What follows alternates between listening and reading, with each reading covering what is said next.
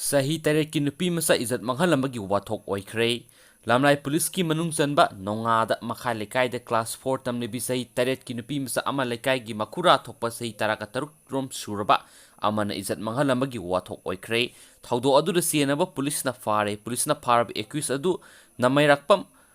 Gobaras Elias Mupen apokpa Doren kawi nupi masa adu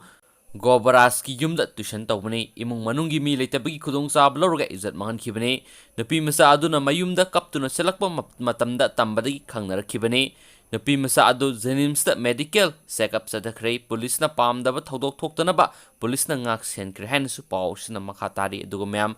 health tips entakti update tawba ngamjadre myam waro bibiyade aduga hek ngambaga mayamna update tawjarake aduga marak dum e pawsing update tawjarake si har video si matang sai lusinjarage adu anauba igi subscriber oi biraga myam soidana